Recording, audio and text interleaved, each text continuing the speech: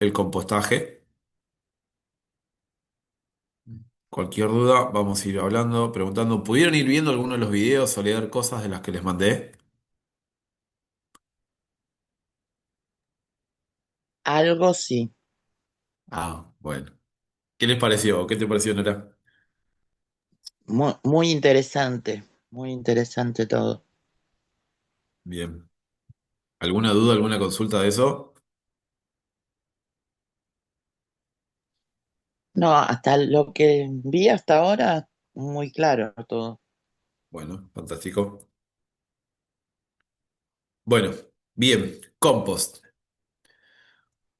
Voy a hacer una aclaración ahora y que después la vamos a abordar, pero hay dos, o sea, métodos de compostaje hay un montón.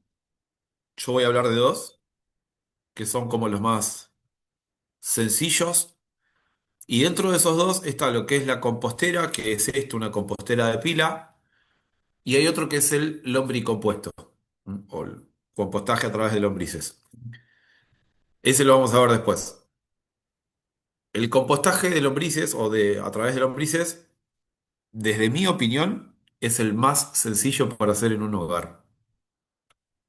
¿Sí? Y después, a medida que vayamos avanzando, seguro van a surgir preguntas, háganlas sin ningún tipo de vergüenza, ni miedo, ni nada. Hay mucho mito en torno al compost y después se mezcla mucho a veces también esto de que, o sea, que se mezclan un poco los saberes, estos saberes urbanos que hay o mitos urbanos, y hay mucha duda respecto y que se mezcla entre lo que es una compostera de pila y en lo que es el lombricompostaje de cuánta acidez, si le meto cáscara de cebolla, si no le meto cáscara de cebolla, y muchas veces es porque se mezclan las cosas. Pero bueno, ¿qué es una compostera de pila? Es esto que ven acá en la imagen, ¿sí? Es uno de los métodos más usados por las personas, sobre todo cuando hay terreno. Y esto sí es un proceso aeróbico. ¿Qué significa aeróbico? Que tiene que haber aire, ¿sí? Y es básicamente apilar en el suelo distintas capas de material orgánico, seco y húmedo. Que a eso después hay que cubrirlo, como se puede ver acá en la imagen. Están viendo mi pantalla, ¿no? Sí, Sí, sí, gracias. Con paja o algún otro material, pueden ser hojas secas, puede ser cartón, algo que lo cubra para mantener los niveles adecuados de la humedad y que además tenemos que generar calor. ¿Qué características tiene? Que el abono que genera eso es excelente en tanto y en cuanto nosotros incorporemos materiales en equilibrio. ¿Qué es equilibrio? Un poco de todo. Y no que pongamos, por ejemplo, no sé, solo cáscara de papa y lechuga y de tomate. Entonces, variedad. Cáscara de papa, lechuga, de tomate, sí, pero también huevo, también, no sé, banana, manzana y cuanta cosa haya dando vuelta que sea orgánica. Hasta incluso el pasto que cortamos, si quieren, se puede incorporar ahí. No es difícil para aprenderlo y básicamente no tiene costo, más que ir juntando esa materia orgánica. Las contras que tiene es que es lento, que ocupa espacio, hay algunos residuos que no se pueden usar y que está expuesto al sol o a las temperaturas. Y eso a veces dificulta los procesos. ¿Alguna duda o consulta? ¿No? Bien. y digo, eso ¿Qué se puede residuos no se tapar pueden para evitar. utilizar? Perdón, ¿qué Vamos de residuos no una. se Sí, pueden Nora. utilizar? No, digo que se puede tapar para evitar que el sol le pegue directo. Sí, y vamos a ver ahora después. O sea, depende también con qué lo tapes, porque si lo tapas con un nylon no está tan bueno, por más que esté cubierto. ¿Por qué? Porque es una cuestión no solo de aire, sino de temperaturas. Y ahora después vamos a ver por qué. Y Claro. Daniel, me preguntabas qué residuos. Ahora lo vamos a ver. ¿Qué residuos no? ¿Qué residuos no? Y por ejemplo, papeles de revista no podés poner restos de carne. No, eso sí, ya sé. aceites o papeles con aceites o lo que, no sé, la ensalada por ahí que sobró, ya condimentada, esas cosas no. Está bien.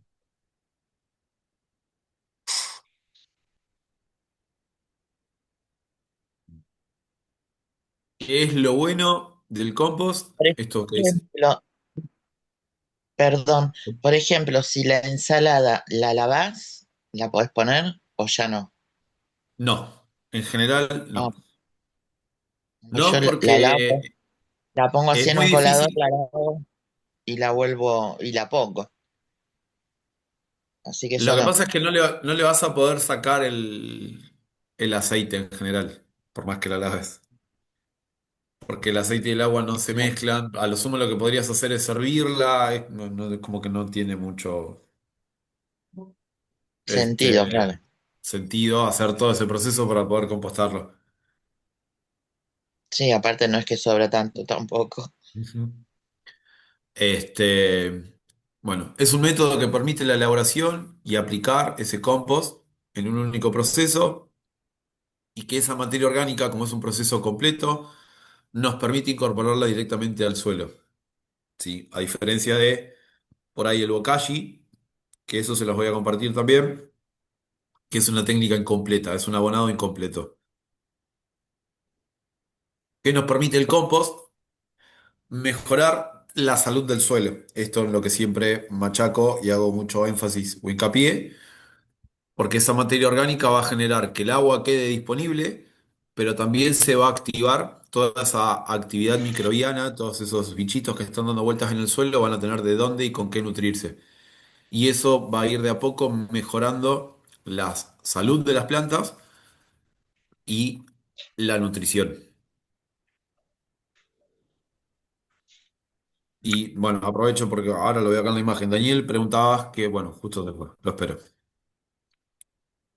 Sí, pero te escucho, ¿eh? Ah, bueno, no. ¿Qué es lo que por ahí no conviene poner tanto? Yerba. El exceso de yerba en el compost, y que es algo que nosotros consumimos en general un montón, acidifica mucho el suelo, acidifica mucho el compost también. Y el exceso de ácido no está bueno. Y además piensen en que nosotros en general, digo, tomamos mate y lo que Bueno, sí. hacemos en esa infusión es extraer todas esas propiedades que tiene la yerba y las consumimos, las tomamos. Entonces, en general, cuando incorporamos la yerba al suelo, básicamente lo que estamos incorporando son los palitos, el resto de la planta y demás, pero ya con prácticamente todo consumido. Eh, lo único que le va a aportar es un poco de estructura, pero no mucho más que eso. Y al Eh, compuesto sí se le puede agregar la yerba. Menos que al compost común, porque Porque las vos sabés que lombrices son más yo en un sensibles a la tiempo acidez. iba, yo en un ¿Cómo? tiempo iba a un, que yo en un tiempo iba a unas clases que daban en el INTA acá de San Luis, y Sí, ellos en el compuesto tenían solamente yerba y café, que era lo que ellos tomaban ahí. Y ahí tenían las bien. lombrices y tenían cualquier cantidad, y de ahí sacaban los núcleos de lombrices que nos daban. Sí, puede ser. También puedo decirte que por ahí es un compost más experimental, porque acá en el INTA de Castelar también sucedía. Había un señor francés que hacía compost experimentales y hasta incluso el INTA también estaba haciendo un proceso de compostaje experimental a base de solo café. Lo que no Ujú. sé es qué calidad de compost vos lográs. O sea, podés Claro, reproducir ya no lombrices. sería compost, ahí sería lombricompuesto, porque y solo tenían, y ahí tenían los núcleos de lombrices, que después Claro, es un lombricompuesto. Lo que distribuían. no sé es qué calidad nutricional tendría eso. Ujú. O sea, por ejemplo, si vos descomponés el café y la yerba, Digo, a base del café vos lo que vas a tener es muchísimo fósforo, pero sí no vas a tener el equilibrio de además tener, no sé, carbono, zinc, manganeso o cualquier montón de los otros elementos o sustancias que vos necesitas en el suelo. Claro. ¿Se entiende? Sí, sí, sí. Entonces, o sea, ¿descomponerlo podés descomponer? Sí, seguro. La yerba, lo mismo. A las lombrices particularmente, esto, como la yerba genera mucha acidez, el exceso de yerba no sé qué tan bien le hace. Estoy seguro que del todo bien no. Y después está esto que es la calidad nutricional respecto del suelo y de las plantas va a tener ese compost. Por eso hablaba del equilibrio. Ahora, vos después, esto, podés Claro, ir a bueno. hacer un compost, podés hacer un compost experimental de X material, o sea, puede ser café, puede ser yerba, puede ser, no sé, solo restos verdes. De esos restos verdes podrías pensarlo en solo lechuga, no sé. Después hay que ver qué valores te Claro, pero da. bueno, sabés que, porque ahí ya te digo, tenían los núcleos de lombrices y nos distribuían a los que íbamos a las clases. Yo de esas lombrices me traje y bueno, después las puse en mi compost. Bien, pero el compost de tu casa ya era equilibrado, digamos, en el sentido de tenías una variedad de materia orgánica. Sí, sí, sí, Claro, por ahí lo sí. que estaban haciendo era reproducir lombrices. Claro, posiblemente sí. No lo sé, pero es una de las posibilidades. Bueno, acá es un poco de las alternativas respecto de las composteras. Composteras puede haber un montón de formas, ideas y diseños. Estas que vemos acá son particularmente rotomoldeadas, se compran. Lo que tienen de bueno es que ocupan poco espacio, mezclan fácil porque, por ejemplo, como vemos acá, están montadas sobre un trípode, no es un trípode, pero sí sobre unas patas. Tienen un eje y eso permite girarlo, porque el compost lo tenemos que ir volteando para facilitar la descomposición y la oxigenación. Como desventaja, son caras. En general, este tipo de composteras son muy caras. Entonces, ahí va acorde a los presupuestos de cada uno o de cada una. Y en general, por ahí los perros o los animales de casa no suelen ir protegidas. Fíjense que una de las desventajas acá también es que tienen que estar protegidas de la lluvia. Como son de plásticos, en general, si están expuestas a lluvia, sol y demás, se terminan resecando y al poco tiempo se rompen. Acá tenemos lo que es el compost industrial. Esto es, solo lo muestro como para que ustedes entiendan de dónde surge, que es lo que en general vamos a buscar en un vivero cuando uno va al vivero y le dice, dame una bolsa de compost. Bueno, se produce de esta manera, ¿sí? Ya es más compleja la fabricación o la producción de este compost, ¿sí? Fíjense que acá abajo, en la foto, hay unas cañerías, que eso es lo que va aportando oxígeno a la pila, y después tienen máquinas que van ayudando a desgranar, que van vaporizando para dar ciertas temperaturas y matar un montón de patógenos que pueden llegar a haber en esas descomposiciones, que son los que de repente después podemos transmitir al suelo y por ende a la planta, y eso es lo que no está bueno, pero tienen monitoreos de los flujos de aire, monitoreo de todo el compost, del proceso entero. Sí, tienen, fíjense también acá que hay un monitoreo meteorológico para la dispersión de olores, o sea, ellos identifican desde dónde viene el viento, velocidades y demás, y en función de eso, qué procesos tienen que darle para que no se generen malos olores en el alrededor, controlan pH, controlan absolutamente todo.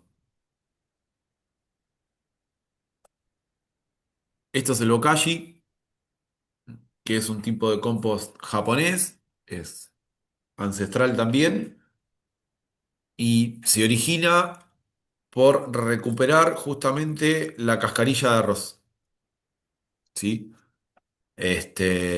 Y lo desarrollaron a base de poder recuperar eso.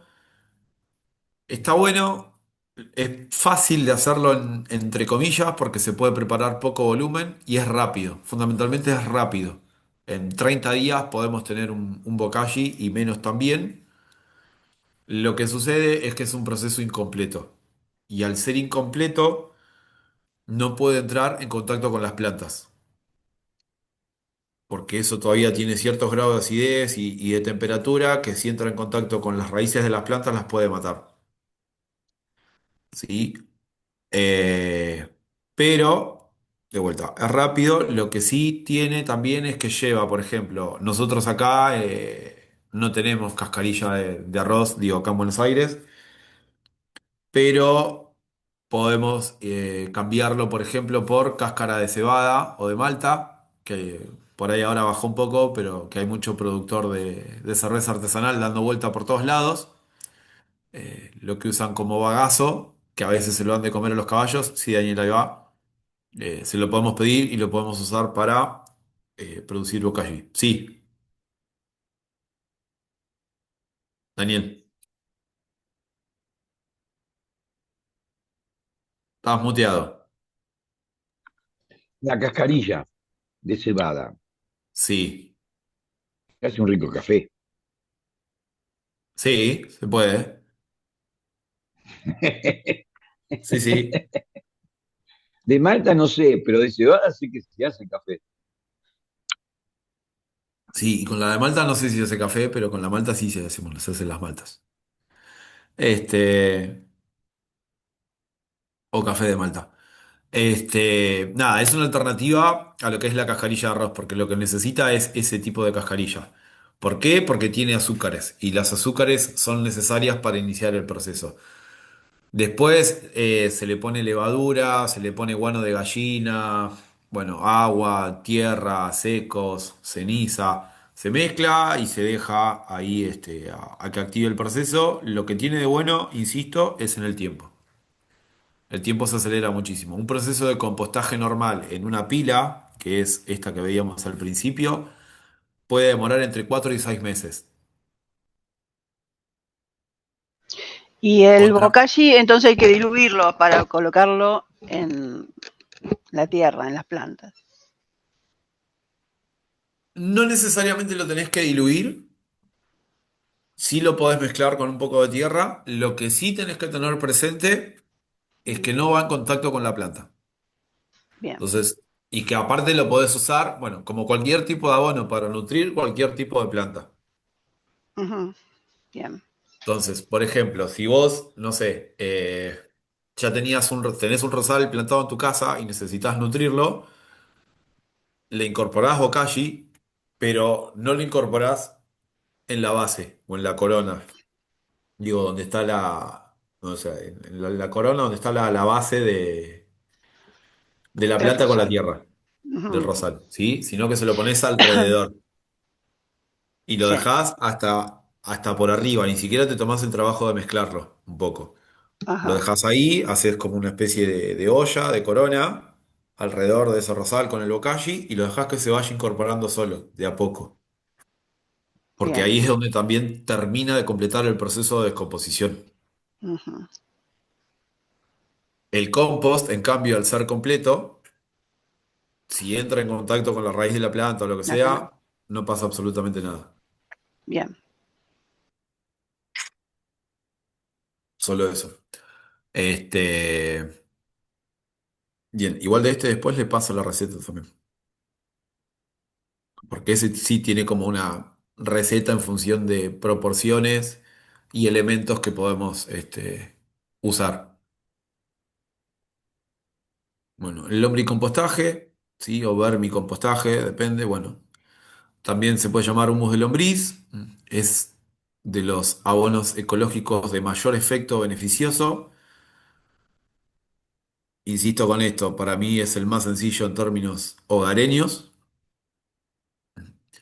Y bueno, como dice acá, dice, resulta especialmente útil en microorganismos que se asocian con las raíces de la planta y los protegen de elementos patógenos como hongos y bacterias. Es tan completo el proceso con las lombrices que básicamente después ya no tiene patógenos y ya después se van asociando esta microbiología del suelo con lo que es las raíces, lo que se genera la rizosfera, y ya después ahí empieza a haber una interacción entre microorganismos, raíces de las plantas, suelo, bacterias y toda una historia ahí, una simbiosis fantástica.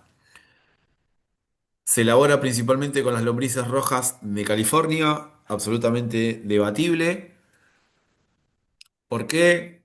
Porque todas las lombrices pueden hacer este proceso. Alguien en algún momento estableció que las lombrices rojas de California eran las mejores, solo porque dicen que son las más voraces. Probablemente lo sean, pero cualquier tipo de lombriz nos puede ayudar en el proceso de lombricompuesta. Dice, para su ¿Cómo obtención solo hay extraes que... este humus? ¿Cómo? ¿Cómo extraes este compost? ¿Cómo lo extraes? Sí. ¿A qué te referís con cómo lo extraes? Claro, para no lastimar a las lombrices, vos en algún momento tenés que retirar ese Sí, material que la lombriz descompuso y sí, ponerlo en la planta. Y bien, no deberías sacar lombrices, las deberías dejar. exacto. Sí. Yo Entonces, ¿cómo haces para extraerlo? después les comparto un video igual, Ah, pero lo bueno. que haces es, cuando vos ya tenés ese compost generado, ya todo absolutamente procesado, lo que haces es volver a incorporar materia orgánica, fresca. Y las lombrices, a falta de alimento, porque eso ya está absolutamente generado, solas se van a mudar a donde está toda la materia orgánica para descomponer. O sea, vos volvés a incorporar un montón de restos de verdura y de lo que hayas generado en casa, todo fresco. O Y sea, son que las harías dos lombrices, compartimentos. sí, En un que lo podés compartimento lo conectar. dejas trabajar durante no sé cuánto tiempo y Sí, del otro lado vas tirando basura, vas tirando lechuga, tomate, sí, todo sí, eso. En un momento determinado sacás la tapa y estas lombrices de este lado se pasan para este lado y vos este ómulo es el que sacás y te lo llevás. exactamente. Esa es la Perfecto. metodología. Esa es la metodología. Solas mudan.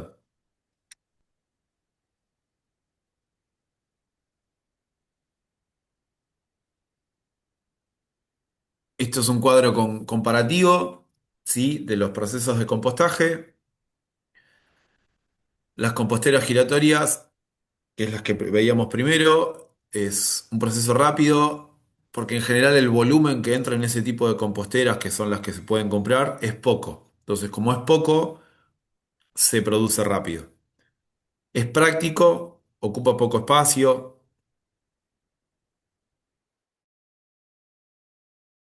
Acá yo hago poco volumen, no termina de generar ciertas temperaturas que son necesarias para asegurarte que ese compost que vos generaste ahí no tiene ningún patógeno. Porque el proceso de compostaje en pila lo que tiene es un proceso que se dice termófilo. Cuando empieza a activarse ese compost en el núcleo, en el corazón de la pila, en general vos necesitas que llegue a 70-75 grados. Y ahí vos garantizás que los patógenos que están dando vueltas mueren y quedan solo vivos las buenas, básicamente. ¿Se entiende eso? Sí, sí. A ver. Sí, una duda que tengo yo es qué pasa con las lombrices si vos generás mucho calor. Se mueren. Claro. ¿Y cómo controlas eso? Por eso yo decía al principio que son dos procesos distintos. Ujú. Uno es la pila de compostaje y otro es el lombricompuesto. Y que muchas veces en esto de los saberes populares se mezclan las dos cosas. Ahora después yo les explico esto. Pero esto es una pila de compostaje, ¿no? Tiene un proceso inicial donde empieza a levantar temperatura, la pila sola por el proceso propio de descomposición. Esta fase termófila, que yo les explicaba recién, una fase mesófila donde empieza a descender esa temperatura, se vuelve a activar ese proceso de regeneración de las bacterias benéficas y propias del proceso de descomposición, y después ya viene la etapa final que es la fase de maduración. Esto es en una pila de compostaje. En el lombricompuesto, primero que vos Perdón, manejás, perdón, tengo sí, una pregunta. La fase de maduración es cuando la pila de compost ya bajó del todo. sí, y se terminan de descomponer. Listo. O sea que recién ahí Eh, podés utilizar esa compost. sí, Antes no te convendría usarlo. y antes no te conviene, primero porque el proceso está incompleto. Entonces, al estar incompleto, vos corres o riesgo de patógenos o riesgo de que eh, quede algún hongo o algo dando vueltas ahí y hasta incluso al ser incompleto no terminen después de generar los efectos benéficos o deseados en el suelo y por ende en las plantas. Por eso yo explicaba, es un proceso lento que demora entre 4 y 6 meses. Y Gracias. que en general, para vos hacer ese compost y tenerlo en garantía de que llegaste al proceso correcto, necesitas armar una pila de 1 metro cúbico. 1 metro cúbico es el bolsón de Un arena metro que por un venden en metro. los corralones. Un metro por un metro por un metro. Exactamente. ¿Me siguen ahí? ¿Se Sí, dan sí. cuenta de lo Sí, que es el sí, volumen? claro. Lo que pasa es que, primero, en una casa no creo que puedas llegar a esa cantidad. Y Exacto, a medida que vas tirando, eso se te va degradando. exacto. Por eso yo digo que es más sencillo, por los volúmenes que se manejan en una casa, ir por el lombricompostaje. El compost en general es bueno, siempre. Es mejor que cualquier... o sea, es mejor hacer un compost que tirar la verdura o los restos de verdura a la basura. Eso segurísimo. Ahora, en términos de el proceso en sí, para tener garantías de que no tenga patógenos y de que no estén pasando cosas raras en ese compost, necesitamos hacer una pila de 1 metro por 1 metro por 1 metro, 1 metro cúbico.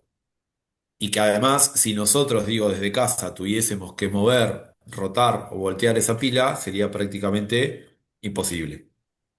Otro metro cúbico más. No, no, no, ni siquiera 1 metro cúbico más. Es, ¿cómo das vuelta a eso? Necesitas no sé, una Bobcat, que son esas palas chiquititas. Es re difícil. ¿Cómo haces para dar vuelta 1 metro de arena? Pala. Entonces, nada, o sea, ¿se puede hacer el compost? Sí, se puede hacer. Está bueno, digo, pero para tener garantías de que el proceso sea completo, de que los valores son los que nosotros necesitamos y demás, el ideal es hacer esa compostera de pila de 1 metro cúbico.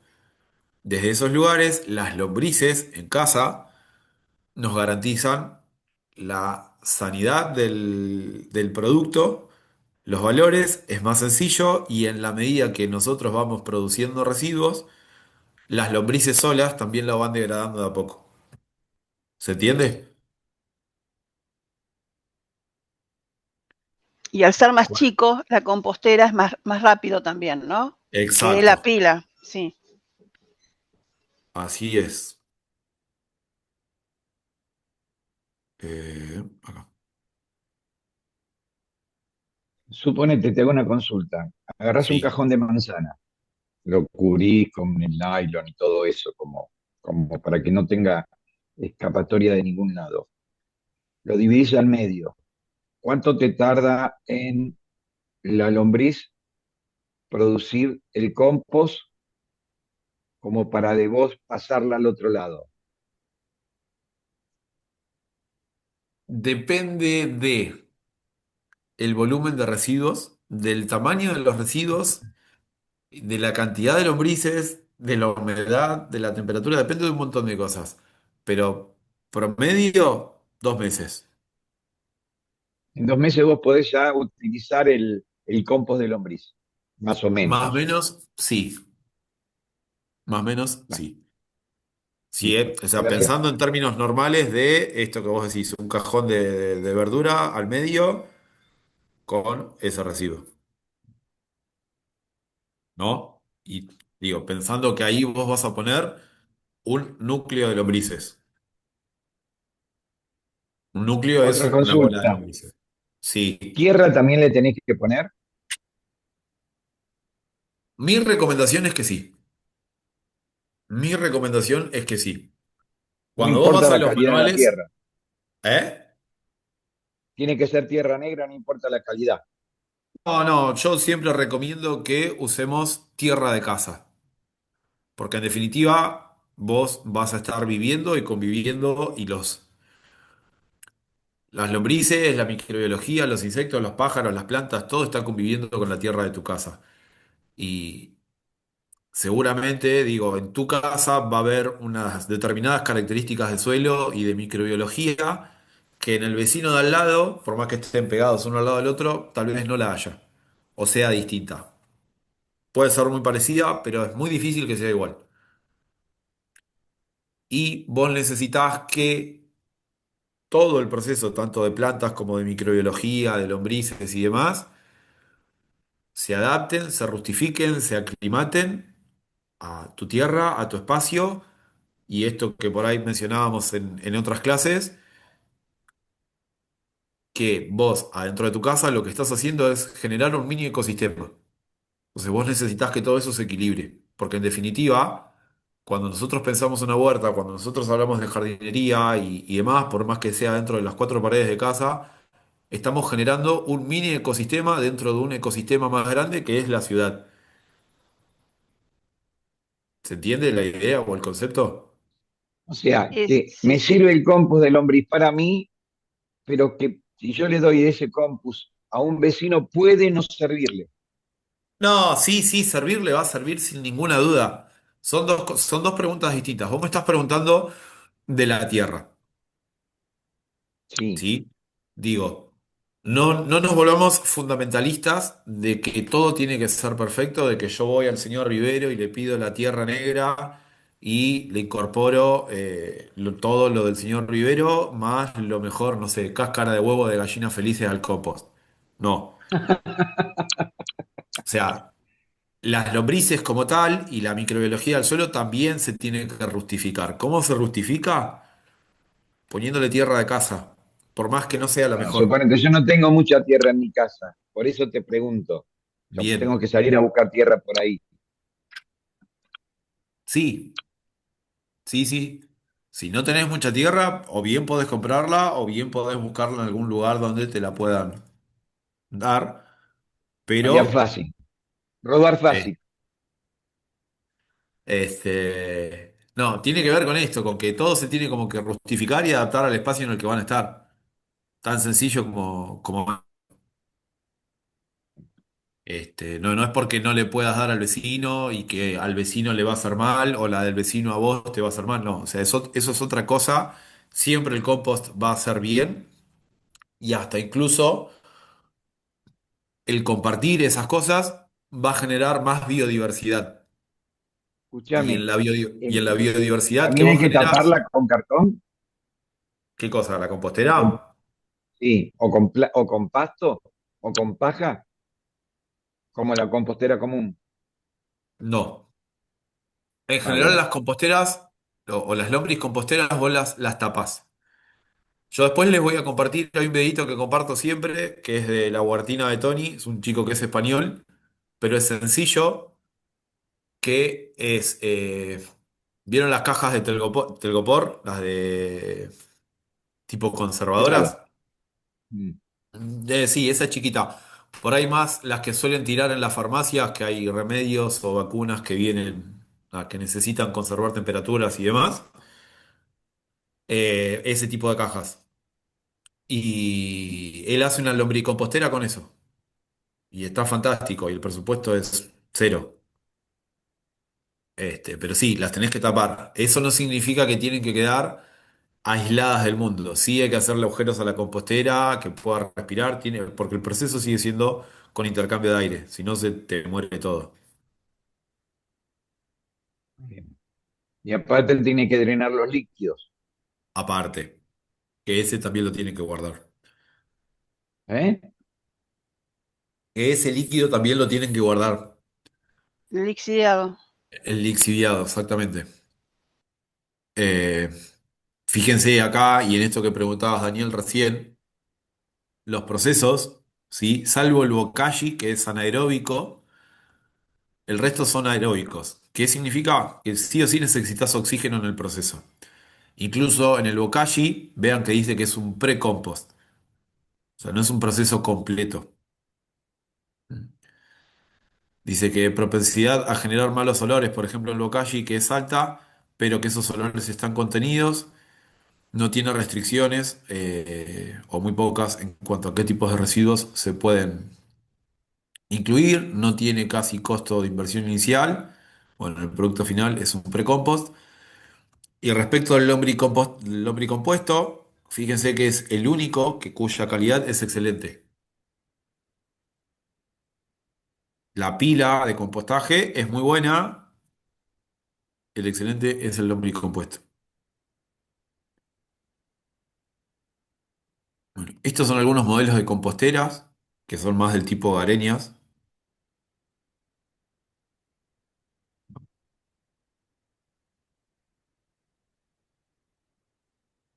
¿Sí? Esta es la compostera de balde.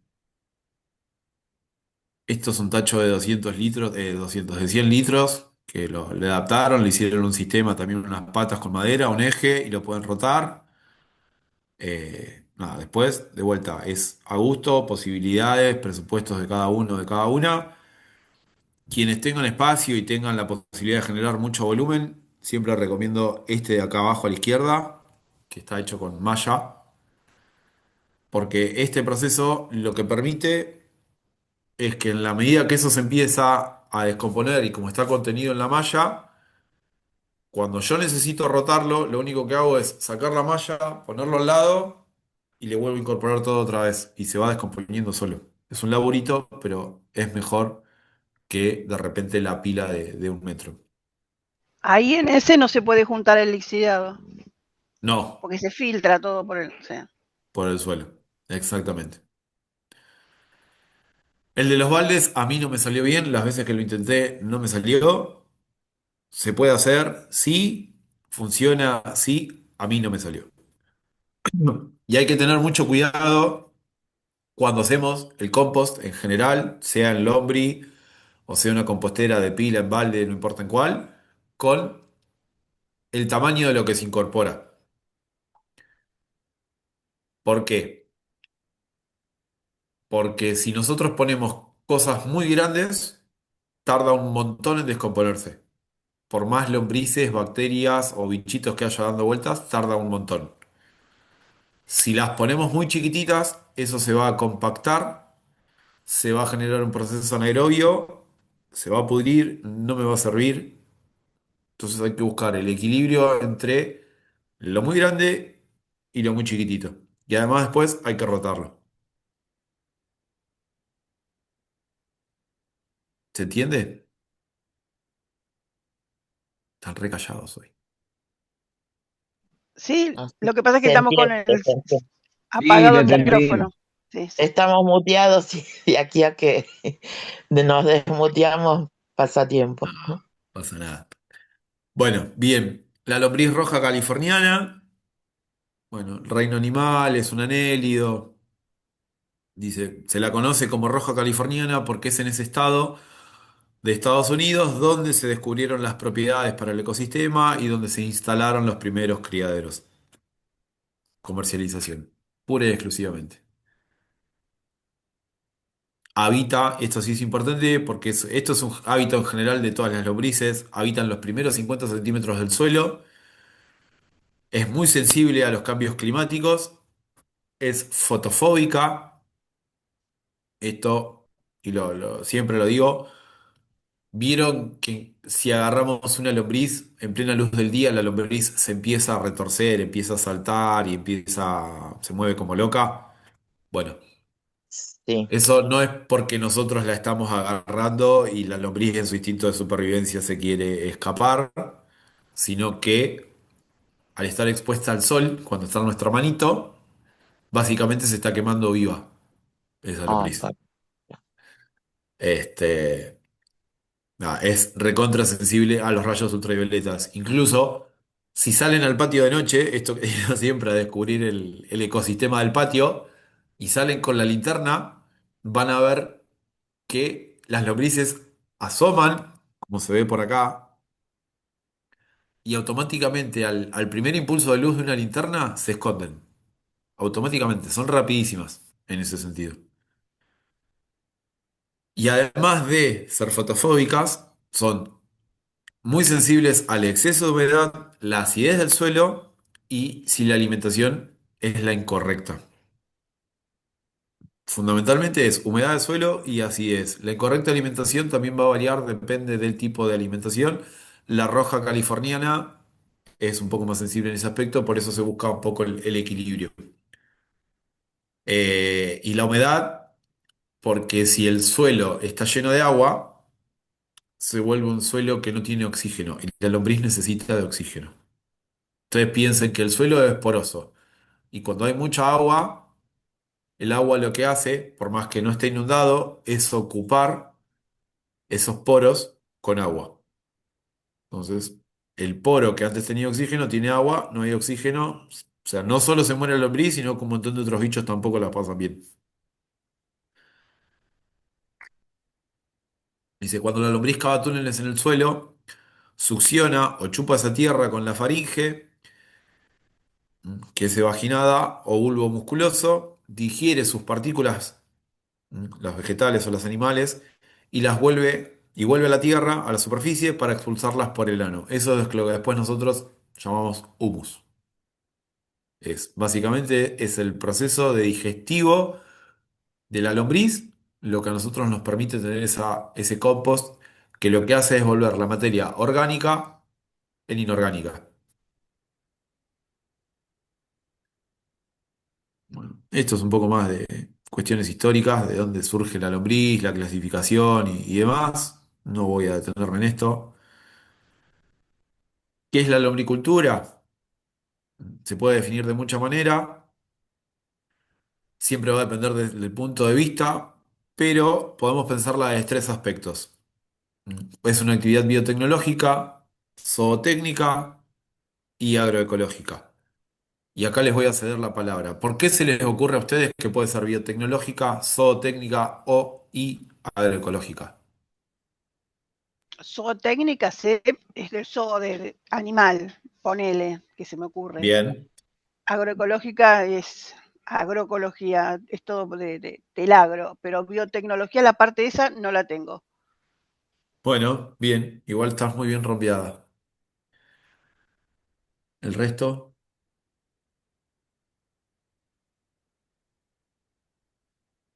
Chan. Estoy igual que Raquel, la biotecnología no la puedo ubicar en este aspecto. Bueno, bien. Sé que la tiene, pero no te la puedo definir. No la puedo ubicar.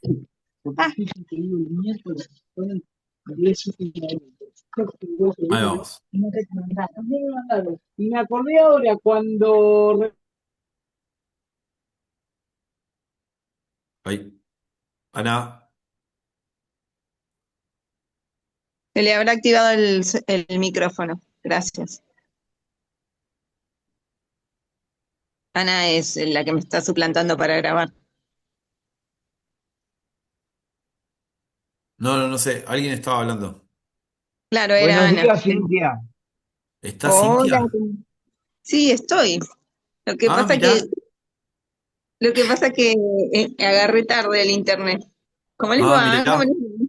Salimos A a mí, la cancha con Maradona y con Messi, ¿vieron? Ah, no nos privamos de nada, las dos ahora, no una, dos. Hola, sí. pero, pero por lo que estuve viendo, están todos calladitos. Con Ana se portan bien. Se portan bien cuando vos no estás. Claro, ¿ves? Me hacen quedar de mal ustedes. Recién el profe estaba diciendo, ¿qué pasa que nadie habla? Están todos callados. Y yo les puse en el chat, debe ser porque Ana les debe presentar rigor. Y yo no.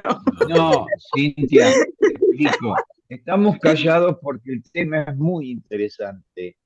Ah, Y Darío le está explicando bien y nos deja hacer preguntas.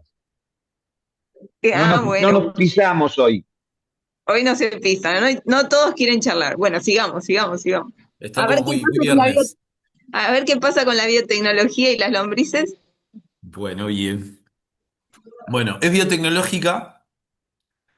Dice, utiliza una especie domesticada de lombriz como herramienta de trabajo.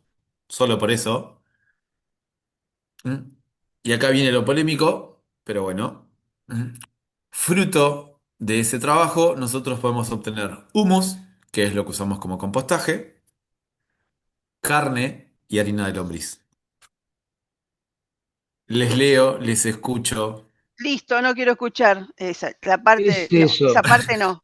No, no, no, carne de lombriz ya está, ya lo he No, escuchado. No, no, no, no, no. pobrecito. ¿Y Pasemos a lo zootécnica. de McDonald's? No, no, no, no sé. No, no, yo no pregunto. Yo estoy del lado Raquel de la vida. Prefiero no saber. No, pero esas cosas tenemos que saberlas si las estás exponiendo. La harina de lombriz, ¿para qué sirve?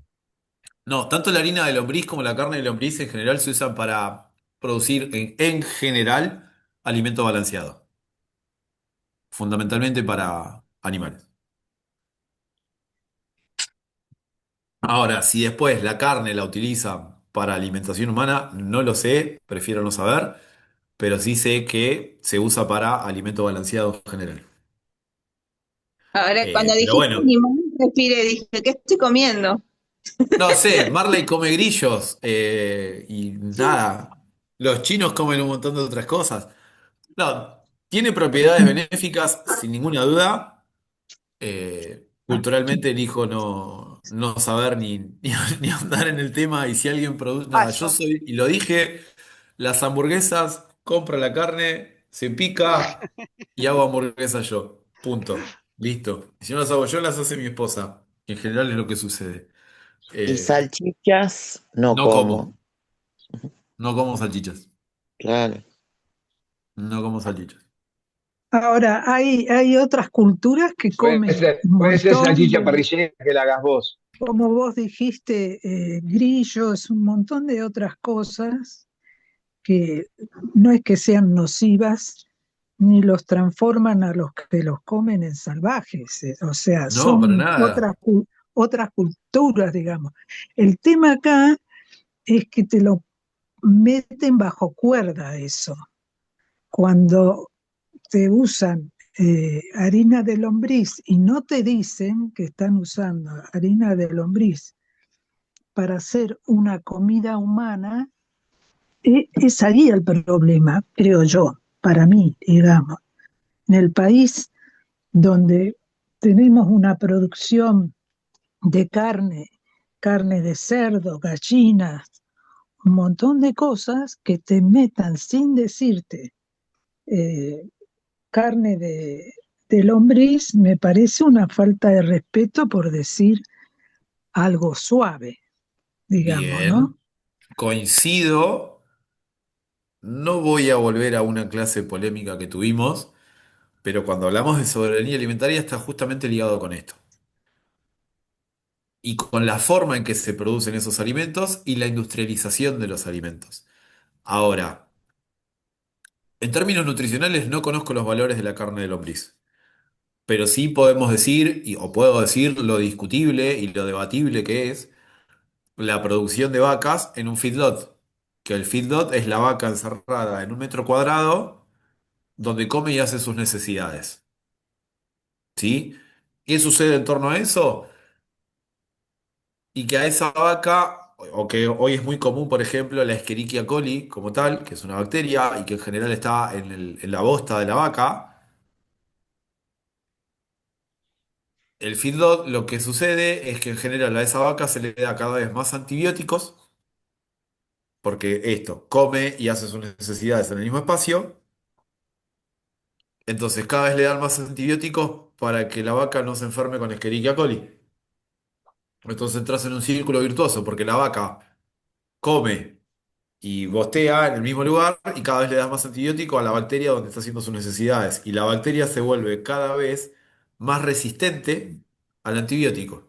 Entonces la vaca cada vez tiene más antibiótico y así. Entonces, ¿por qué de repente no criamos vacas? O sea, no sucede en todos lados, pero sí sucede. Pero ¿por qué no se estandariza que, por ejemplo, criemos vacas a pastura, libres? Darío, en este caso estoy de acuerdo con lo que dijo Susana. Si me decís que la carne y la harina de lombriz son buenas y en el producto está especificado que tienen estos productos, si yo lo quiero comer, lo como, y si no lo quiero comer, no lo como. Pero me lo tienen que decir, no me lo tienen que meter. O sea que no vamos a discutir en eso. Y lo que decís del feedlot, por eso Estados Unidos tiene tantas toneladas de bosta, porque los tiene todos los animales en feedlot. Sí, Ahora, esa yo es no una de sé las en qué cosas. punto esa bosta sirve si tiene tanta infección. Es parte del proceso natural de la vaca. Digo, o sea, no quiero por ahí volver a ese tema. Ahora, en general, en general, todo lo que nosotros compramos empaquetado dice lo que trae. Ahora, si a vos te dice proteínas y hablamos de carne, la carne tiene proteínas. Lo que no te dice es que de dónde por ahí viene derivada esa proteína. ¿Se entiende? Entonces ahí entra de vuelta, o sea, y donde a veces está parado lo político, en términos de, se generó una ley de etiquetado frontal con los octógonos que te decía, exceso en, no sé, azúcares, grasas, sodio, lo que sea, bla, bla, bla, bla, bla, bla, bla, bla,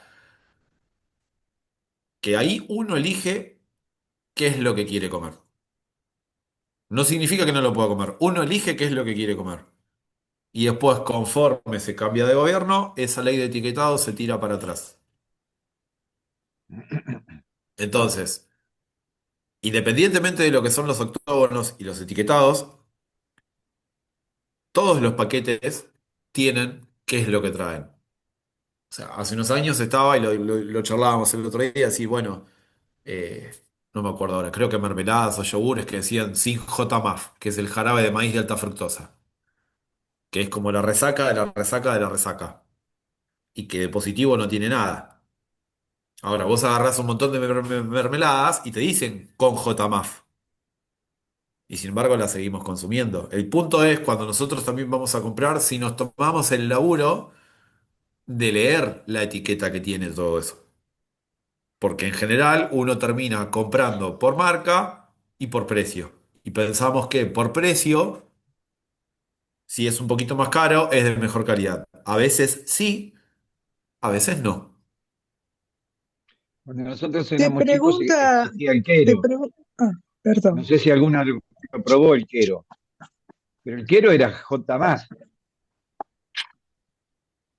Y a mí lo Bien. que me Yo llama te la atención que pregunto, en algunos productos dice que tiene soja y el producto no tendría que tener soja. Una manteca no tendría por qué tener derivados de la soja. Bueno, pero es lo que charlábamos el otro día. Sí, sí, Susana. Solamente cualquier cosa. no, que yo te pregunto el azúcar, cómo viene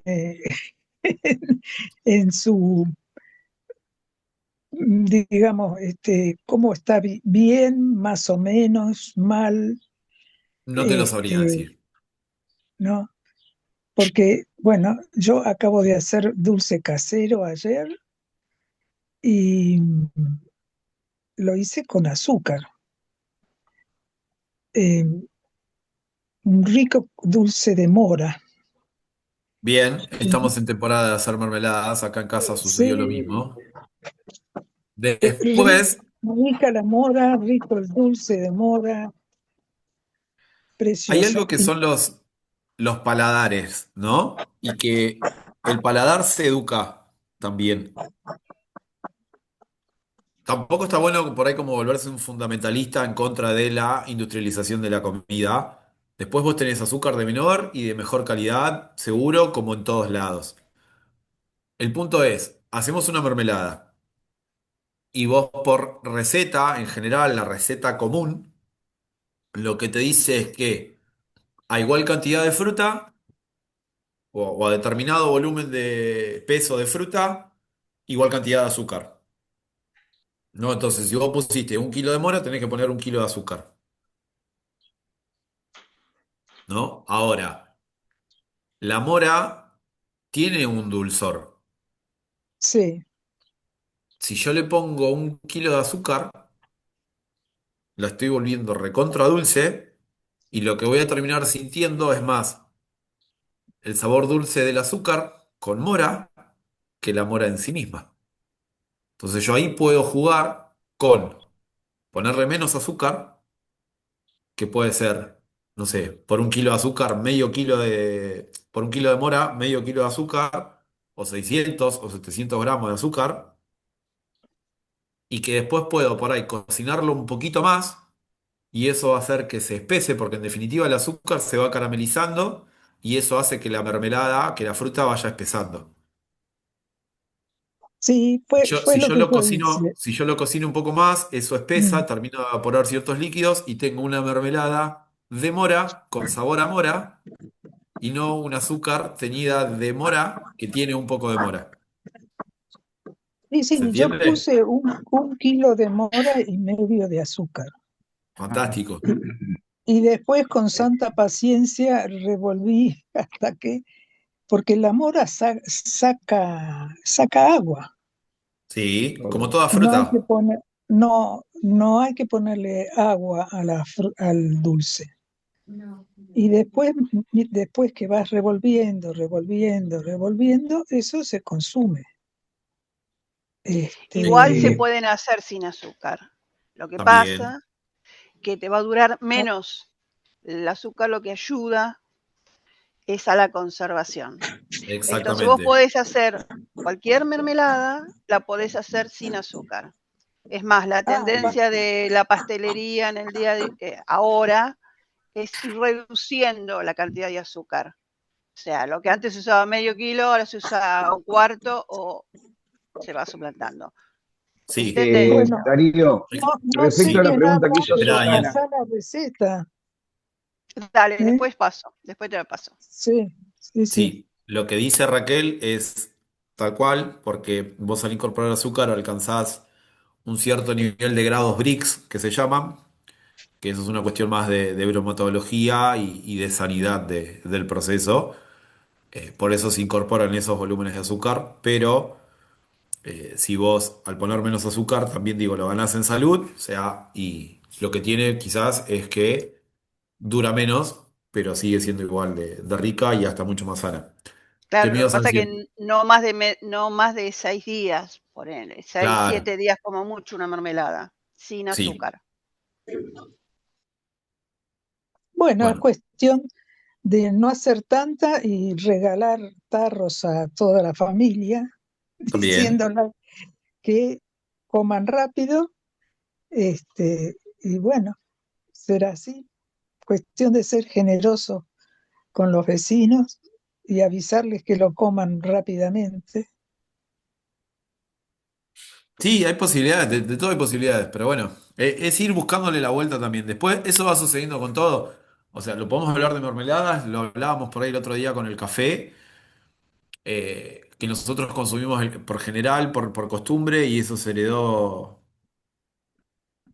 post Segunda Guerra Mundial, que es el café torrado, que es una costumbre que trajeron por ahí los inmigrantes, que es el café tostado con azúcar, que es lo que se consume en el común de las casas. Y sin embargo, el grano de café, o el café también se consigue solo tostado y no torrado, y cuando uno empieza a probar esos cafés, los puede tomar sin azúcar tranquilamente. Porque el amargor que suele tener el café tiene que ver con el tostado que se le da con el azúcar. Y cuando uno lo prueba al grano solo tostado, cambia completamente. Y el paladar también se va educando a consumir menos azúcar o menos sal o un montón de otras cosas menos. Dos cosas, ¿puedo? Por Permiso. favor. Respecto a lo que dijo Susana del azúcar, el azúcar, yo estuve en Tucumán y me sirvieron azúcar recién extraída. El azúcar es media líquida, no es esa azúcar seca y brillante que vemos nosotros. Eso se Exacto. logra con químicos y con hueso molido. Ahí está otra de las cosas que no te dicen que consumimos. El hueso molido, que es esas partículas muy brillantes que hay en el azúcar. Por eso es mejor, a mi gusto es mejor el azúcar más oscuro que el azúcar ese blanco. Y respecto del café, hay en lugares donde te venden el café crudo, el grano de café crudo, que vos lo podés tostar como vos querés. Si lo querés Sí, muy tostado o lo querés apenas tostado, eso es lo que te va a dar el color del café. Nada más. total. Bien. Sí. A mí eso me lo enseñó mi hijo, porque mi hijo es barista. Así que sí. Nada. Él nos fue enseñando acá en casa a tomar café distinto. Pero bueno. Volvemos. Pero ¿sabés qué Bio- pasa? El café como te lo sirven los baristas, yo tengo un problema. Es muy frío. No, depende. Depende, se le busca la vuelta. Ellos por manual lo sirven frío, pero también le buscas la vuelta y sale rico igual. No, no, Porque ellos sí, van a sale. buscar. No, pará, salen riquísimos. Pero uno que está acostumbrado a tomar un café un poco más caliente, ese café te lo sirven y ya tenés que hacer ¡op! Adentro y se terminó, se te fue. Tiene mucho sabor, tiene más Sí, sabor que el café torrado. Pero total. es como que es poquito, porque se te enfría enseguida. Sí, es así. Pero bueno, bien, volvemos. Biotecnológica. Ahí ya dijimos Eureka, hablamos de humus, carne de lombriz, harina de lombriz y nos fuimos para otro lado y volvemos. Volvemos. Zootécnica es una especie animal la que se está trabajando, dicen explotación, y precisan de un manejo y una alimentación que haga eficiente y eficaz dicha actividad. Eso tiene que ver de vuelta con la diversidad o la variedad de residuos que nosotros vamos incorporando, los tamaños hacen que sea más o menos eficaz, la temperatura y todo eso. Y agroecológica por el aporte en cuanto a la fertilidad del suelo, que lo vuelve una actividad sustentable, ¿sí? Y que también nos permite empezar a aprovechar todos esos residuos que podríamos generar desde casa, que por ahí no me acuerdo si lo charlamos, pero en general digo, de lo que nosotros tiramos a la basura, entre un 60 y un 80% es absolutamente compostable o reutilizable. O al revés, un 80% es reutilizable y el 60% de eso es compostable. Perdón, ¿Vale? ¿el cartón lo podés tirar también en el compost? Sí, total. De hecho, cuando haces lombricompost, las lombrices aman el cartón. No lo sé el por qué, pero en general van a oviponer en el cartón. No Depositan sus papel, huevos en... cartón sí. ¿Eh? Papel no, cartón sí. Y en el lombricompostaje por ahí no tiene mucho sentido incorporar papel, pero el cartón sí. De hecho, podés cubrir el volumen, digo, la porción que vos pongas de materia orgánica, le podés poner el cartón arriba para cubrirlo y después las lombrices solas van a ir a poner sus huevos ahí y demás. Bien, acá es un poco la morfología de la lombriz. Mm. Fíjense que tiene lo que es el criterio, ¿sí? Tiene simetría bilateral, existe una porción más alargada. ¿Dónde está el Ay, jarro esperen que se me marrón? mezclaron todas las pantallas. Ese jarrito así, ¿dónde está? Tienen el intestino, los órganos reproductores. Ahora vamos a ver, Los pero lombrices fíjense, ponen huevo, mira. sí. En la Y- galería no quedó. No, no podría, no puede estar en la galería. No es para. eh, las lombrices son hermafroditas. Fíjense acá que dice, tiene órganos reproductores masculinos y órganos reproductores femeninos. Bueno, el buche, la faringe, y esto es un poco como para que se entienda, vieron que las lombrices siempre tienen un lado como que es más, más finito. Bueno, eso es lo que es la cabeza de la lombriz.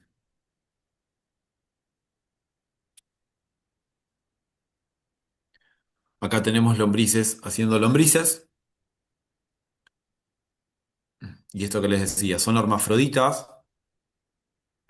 no se autofecundan, pero sí al momento de la cópula, una de las lombrices se convierte en femenina y la otra se convierte en masculina. Mm. Dice que cada 7 o 10 días ocurre esto, cada individuo, ¿sí? Coloca un huevo, que ese huevito es de color amarillento, más o menos de 2 milímetros, y después de ahí, de ese huevo van a salir entre 2 y 21 lombrices, depende del proceso, ¿sí? Y que entre 14 y 21 días vamos a volver a tener más lombrices. Por eso son absolutamente prolíficas y que en la medida que nosotros vamos compostando y la calidad de lo que le vamos agregando, vamos a ver que las lombrices se reproducen un montón. Y de vuelta, no sé por qué, pero en el cartón, si hacen el proceso de lombricompostaje, forman todos estos huevitos. Acá los pueden ver, que son nada, marroncitos, medios dorados.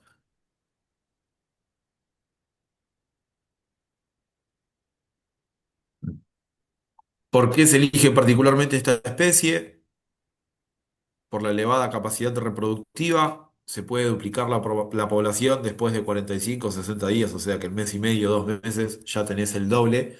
Por eso en general cuando uno compra, o si va a buscar hacer un lombricompostaje, lo que busca es un núcleo de lombrices. Ahora les muestro. Son absolutamente prolíficas, maduran sexualmente entre el segundo y el tercer mes de vida y pueden llegar a vivir hasta 16 años. Consumen todo tipo de desechos agropecuarios, bueno, orgánicos de la industria en general. Producen grandes cantidades de humus y de carne. No voy a entrar. Dice, la industria farmacéutica ya produce antibióticos para uso humano a partir del líquido celomático, algo de un líquido que tienen los lombrices. No sé, no lo investigué, no lo voy a investigar, pero sí sucede. Y que... Ay, se me fue.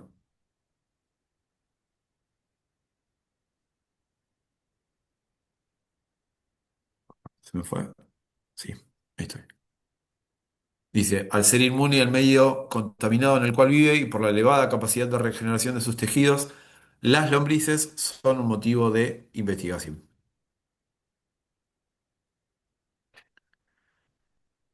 ¿Cuáles son las condiciones ambientales para el desarrollo? Una humedad del 70%. Eso hace que el alimento esté en las condiciones adecuadas de humedad para que la lombriz lo pueda digerir más fácil y también le permite poder deslizarse por todo el medio sin ningún tipo de dificultad. Si no piensen que si el medio está muy seco, al deslizarse también se va como lacerando, se va lastimando o dificulta el proceso de que cabe túneles y toda esa historia. El rango de temperatura óptimo entre 12 y 25 grados y para la formación de cocones. Los cocones son los huevos. Se llaman así porque ponen un huevo, pero de ese huevo emergen un montón de lombrices.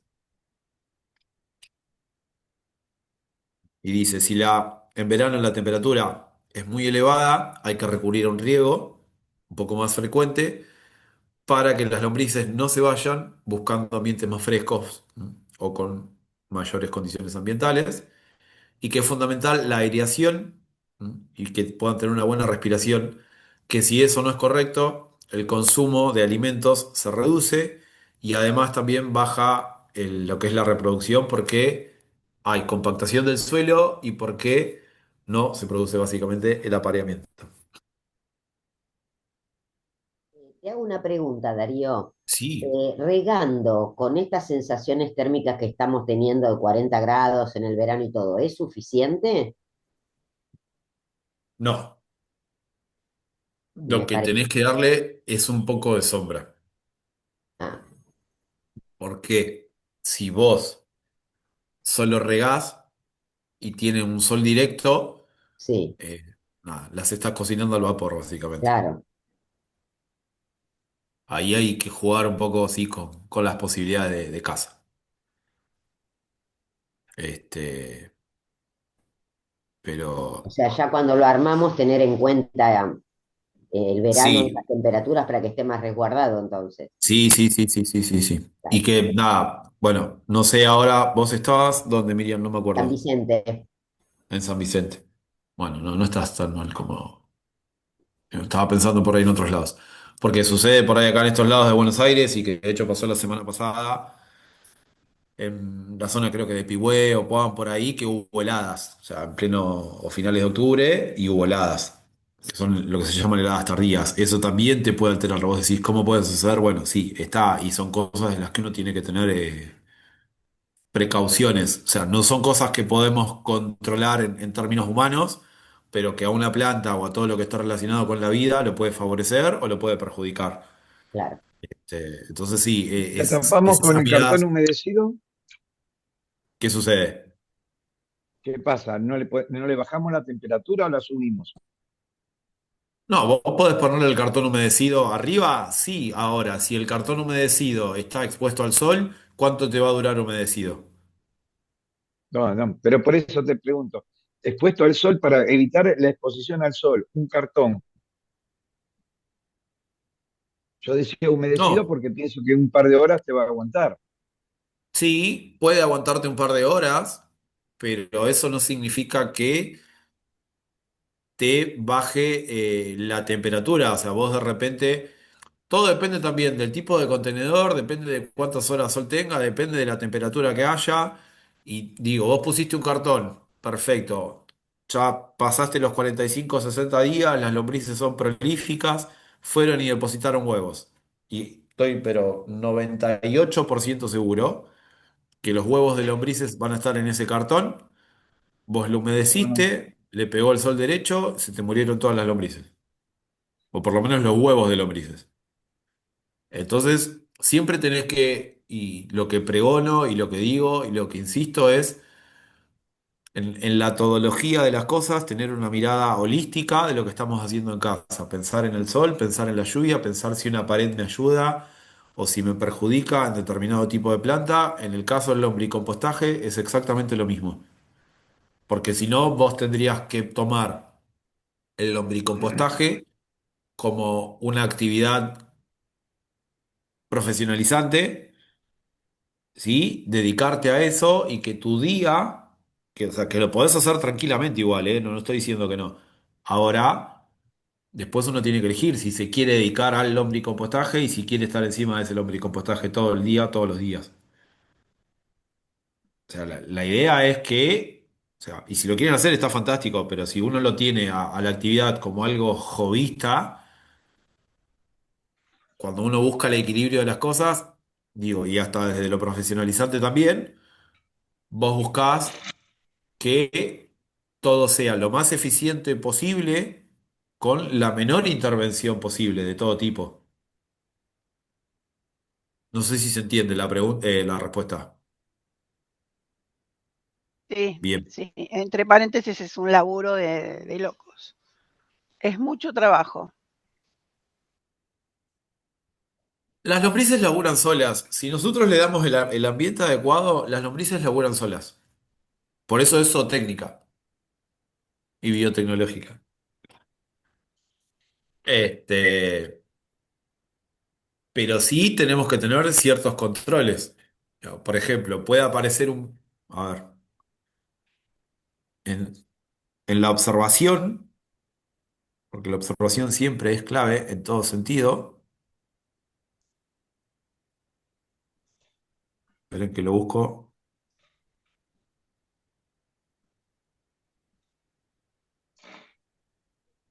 Eh,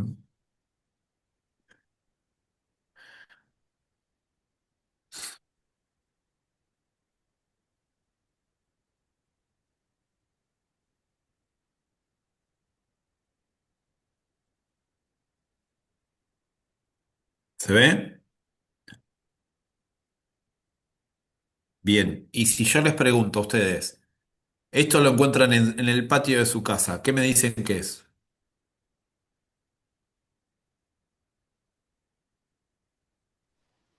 yo Yo te digo que es digo, una Igual. lombriz, digo que es una babosa. Yo también, una babosa. Bien. Digamos que es una babosa. tiene una morfología parecida, es húmeda y demás, pero, o sea, por ahí es de las familias, se llama planaria, ¿no? Es chatita, es como si fuese un, ¿cómo decirlo? Es como una milanesa de babosa, pero lo que tienen estos bichitos, las planarias, es que se alimentan de lombrices y de babosas. Son carnívoras. Entonces, de repente, si yo voy a mi lombricompostaje y encuentro una de estas, lo que tengo que hacer es sacarla. Y ahí es clave la observación. Porque es como todo, cuando uno genera determinados ambientes y determinada oferta alimenticia, aparecen los predadores naturales. Si nosotros estamos en casa, en el patio, y aparece un zorzal o algún hornero, no solo están buscando barro, lo vamos a ver que empiezan a escarbar, están buscando lombrices o están buscando algún bicho. Si nosotros tenemos una compostera, o una lombricompostera, y seguramente digo, en su instinto natural los animales también lo van a percibir y van a estar dando vueltas ahí. Digo, y ahí es clave la observación. ¿Se puede manejar? Absolutamente sí, pero tenemos que estar atentos a esos detalles que son los que también nos van a, de alguna manera, a garantizar el éxito. ¿Cómo podemos controlar eso? Y bueno, de repente, no sé, que esté abajo de un árbol, eso de repente puede hacerlo menos visible para un pájaro, nos ayuda a conservar la humedad. Si tenemos, no sé, el espacio en una galería o en alguna parte del patio, no sé, en el porche, en algún zaguán, no sé, o en la entrada del lavadero, no sé, estoy tirando cosas que se me van ocurriendo, ¿no? Pero que de repente son lugares un poco más frescos, no tienen sol directo, no hay tanto contacto con, no sé, o con plantas, con pájaros, insectos y demás que puedan estar dando vueltas por ahí, porque el lombricompostaje, al ser en contenedores, es como, es como no, es mucho más higiénico en esos aspectos y nos permiten incorporarlos o tenerlos en determinadas partes de la casa. ¿Se entiende un poco la idea? Bueno, bien, Sí, se entiende. fantástico. Les voy a pedir 2 minutitos, necesito ir al baño, por favor. Así que pueden charlar tranquilos. Vayan intercambiando. Yo en realidad tenía una pregunta para Darío, pero tal vez ustedes sepan. Acá, que es parte de la problemática que se tiene hoy en día con respecto a los campos, el salado está absolutamente desbordado.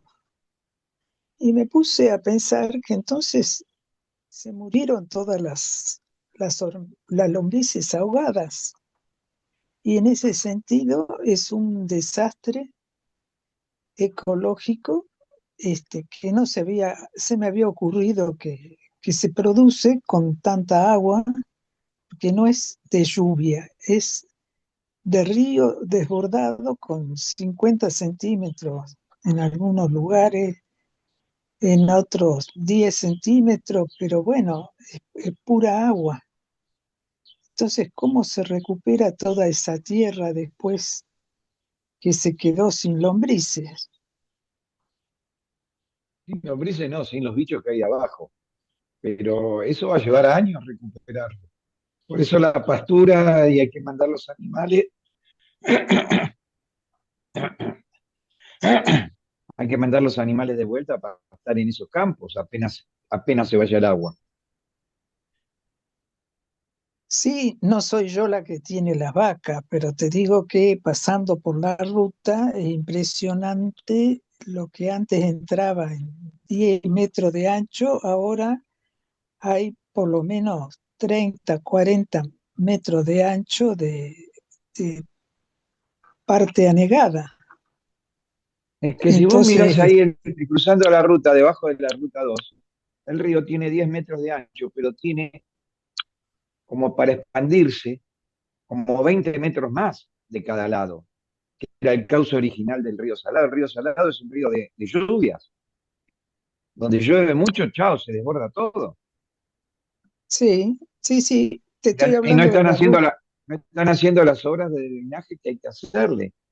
Pero esto de hace muchísimos años que están ahí las obras a medio hacer.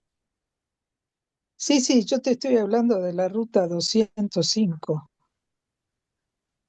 Y estoy segura que el río pasa por otras rutas porque es un río con meandros y va y viene y va y viene. Este, pero bueno, l- no sé, por eso, por más que después larguen ganado y el ganado bostee, ¿cuánto tardarán en recuperar todos esos campos? No se me había ocurrido pensar lo que se habían muerto ahogadas todas las pobres lombrices. Bien, no sé, me perdí yo la pregunta inicial, pero Atahualpa Eso, decía que las sí, vaquitas son ajenas, siempre. sí, seguramente mías no son, pero a mí me preocupa porque todo eso causa problemas en el pueblo, no solo en este, sino en otros, digamos, ¿no? Pero ¿cuál Eh, era la duda, Susana? ¿Cómo se recupera esa tierra? El desborde del Salado. Eh, ¿Cómo la recuperás? En términos de qué o para qué? Bueno, en términos de que sean de nuevo productivas para poder plantar alguna cosecha de algo, Sí, o que ahí la simples, cuestión sim- es un poco más sí, compleja en general. Todos los ríos y lagos o demás que se nos puedan llegar a ocurrir, siempre tienen, pero por naturaleza, lugares donde se inundan en función de las crecidas y que son como sus zonas de, no sé si llamarlo zonas de exclusión, pero sí son como sus límites propios en los cuales no deberíamos realizar algún tipo de actividad. ¿Por qué discutimos los humedales en general? Porque los humedales justamente no son solo esos microecosistemas propios de una zona húmeda, sino que esos humedales son en general esos lugares donde cuando el río desborda se genera, queda acumulada agua y se va generando como otro ecosistema. Pero es parte del desborde de los cauces de los ríos o de arroyos o lo que sea. Y eso es general de cualquier río. Entonces ahí la pregunta sería, ¿por qué nosotros como humanos vamos a hacer actividades en una zona que sabemos que hay ese tipo de riesgos? Digo, o sea, si quieren lo trasladamos a Nordelta, que es el ejemplo más clásico y común. Digo, ¿se inunda Nordelta? Sí, no, no sé, o la zona de Nordelta y demás. Bueno, porque se construyó en un lugar donde antes el río, cuando crecía, tenía su desborde propio y natural. Entonces es lógico que si el río crece y vos construiste una casa, se inunde. Piénsenlo desde otro lugar, digo. Cuando uno va al Tigre, o al Delta en general, digo, desde lo que conocemos acá en Buenos Aires, ¿no? Pero cuando uno va para esos lados, las casas que están construidas cerca del río tienen, o están construidas en altura, están construidas sobre plataformas de madera en general. Son Bueno, palacitos. porque justamente lo que contemplan es la posibilidad de la crecida del río.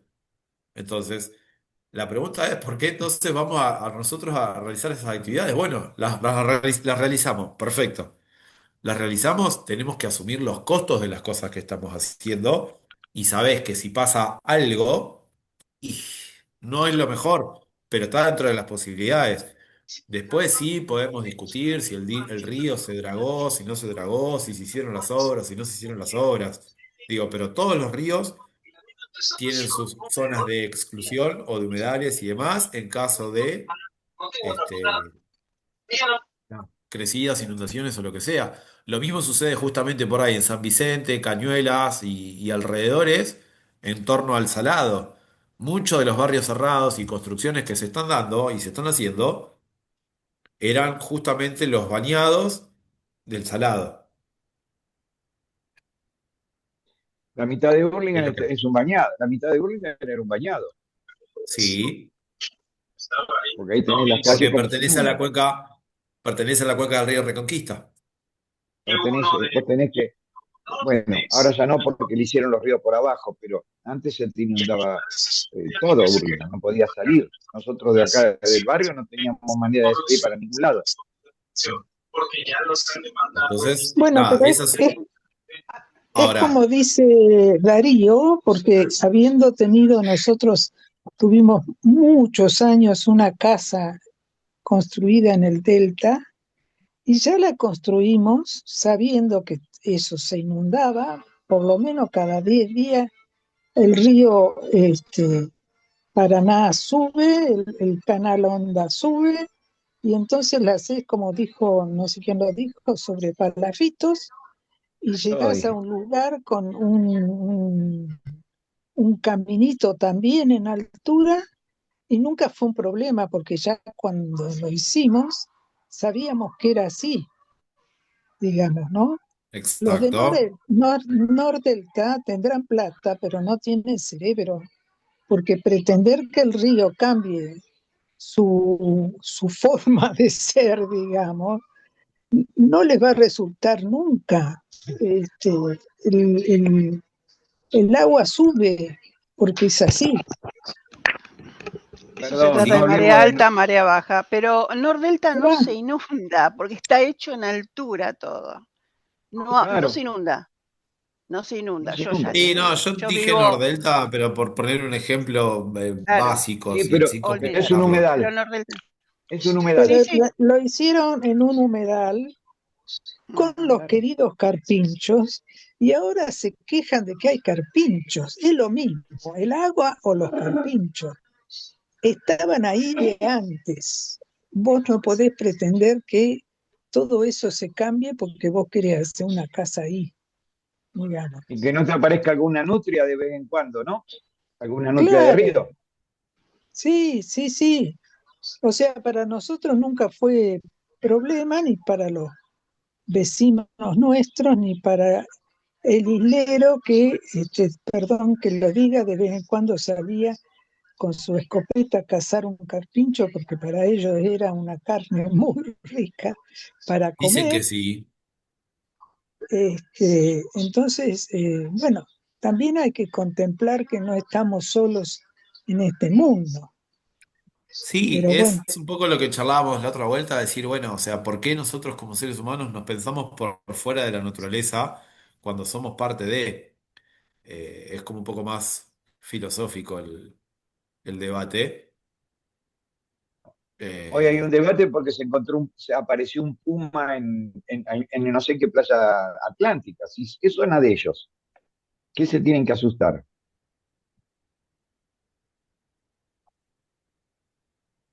sí, espérenme, que estaba buscando una cosa, ahí la encontré. todo eso en la chacra de mis tíos en La Pampa, de vez en cuando se aparecía un puma y lo que hacían era asustarlo para que se fuera porque además el puma es muy raro que ataque a un ser humano, pero seguro que te come toda la gallina que pueda. Pero nadie se horrorizaba por eso, digamos. Como vos decís, es zona de ellos. Sí, O sí, sea, después hay otras cuestiones que son por ahí, digo, nosotros hablamos por ahí de huerta y agroecología y lo planteamos, o yo lo planteo o intento hacerlo desde lo que es el hogar, ¿no? Pero la realidad es que la agroecología como tal y como forma de producción es absolutamente escalable en todos los términos y los sentidos. Y por ahí más, yendo o tratando de responder la pregunta que hacías, Susana, de cómo haces para recuperar eso, hay métodos. Porque parte de lo que sucede tiene que ver con la degradación del suelo, con la forma en la que se utiliza ese campo, más allá de si se está usando o no en la margen del río, si corresponde o no corresponde. Y digo, o sea, donde a mí me toca hoy acompañar y ayudar en la gestión municipal, que es en el nodo de producción agroecológica, no me acuerdo si esto yo lo compartí, si no lo muestro ahora, pero por ejemplo, o sea, uno de los laburos que llevé y que llevamos adelante es en un suelo que estaba absolutamente compactado y arcilloso, que eso se puede dar tranquilamente en el campo por el uso de los fertilizantes químicos y por el paso de los tractores, porque piensen que un tractor, por muy lindo que nosotros lo veamos, pesa un montón, ¿sí? Pesa toneladas. Entonces, en un suelo de tierra, algo que pesa toneladas, lo que va a hacer es compactarlo. Y si yo eso lo compacto, cuando llueve un montón, el agua, en vez de penetrar y mantenerse en el suelo, queda en superficie y se inunda y se desliza hacia los costados. ¿Se entiende? Bueno, Sí. entonces, en esos manejos, de repente, lo que uno puede hacer es manejarlo de una manera más ecológica y sustentable. Y acá es esta imagen. Nosotros en una porción de suelo que estaba absolutamente compactada, incorporamos chipeado de poda. ¿Sí? La poda que un vecino tira a la calle, que después otro día discutiremos la poda.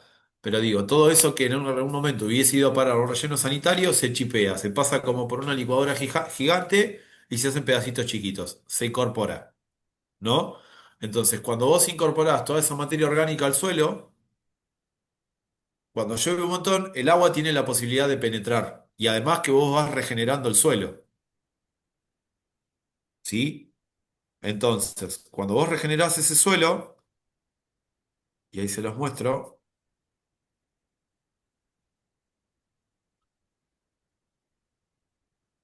espérenme,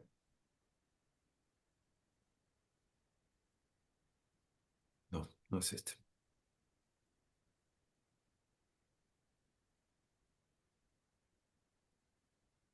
Acá está.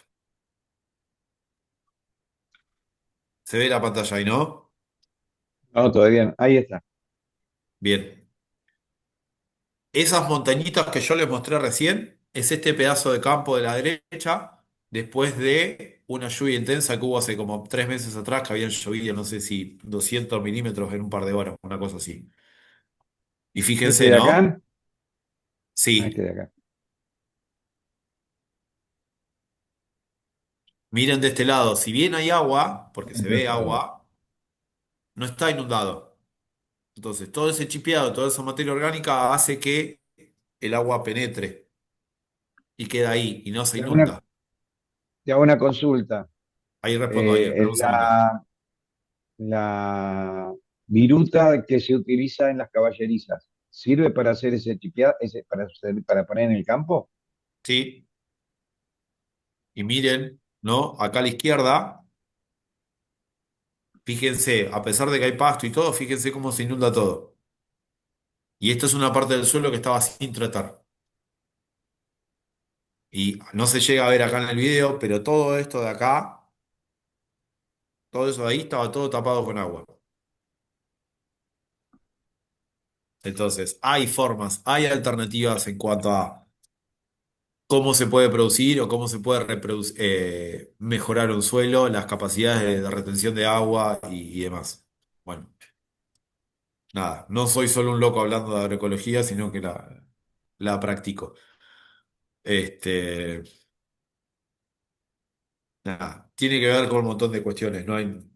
Tampoco hay ni soluciones inmediatas ni mágicas. Tiene que ver siempre con voluntades, con ganas de hacer las cosas bien, con ganas de hacer las cosas mejor y que después por añadidura y con tiempo todo va mejorando. O sea, a ver, ese chipeado es lo mismo que si yo les digo a ustedes, cortemos el pasto, cubrimos el suelo y eso nos va a ayudar a conservar la humedad. Sí, es verdad. Y en la medida que eso se empiece a incorporar al pasto, también hace que el agua penetre en el suelo y no se inunda nutro el suelo, mejoro la biodiversidad y demás.